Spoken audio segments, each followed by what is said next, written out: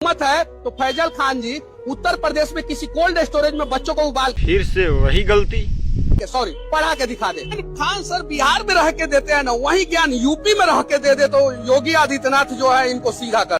के टाइम मनीष कश्यप बहुत ही जोर तोड़ से विवाद में पड़े हुए हैं, जो कि हम आप लोग को बता देना चाहते हैं कि मनीष कश्यप खान सर के बहुत ही ज़्यादा ट्रोल कर रहे हैं।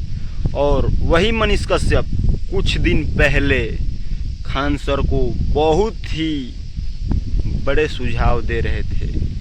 तो मनीष कश्यप और अंजना कश्यप ही जैसे जो कि न्यूज़ वाले हैं, नेताओं और मंत्रियों के रुपये पर बिका रहे हैं। तो आइए दिखाते हैं मनीष कश्यप कैसे कहते थे। बिहारी पावर जैसे दशरथ मांझी ठोकर खाने के बाद पहाड़े को तोड़ दिए, वैसे ही खान सर इतना ज्यादा ठोकर खा लिए हैं कि अब पत्थर को भी डर लगता है कि रास्ते में अगर ठोकर बन के खड़ा होंगे तो ये पत्थर को ही तोड़ के उजाड़ के फेंक देंगे।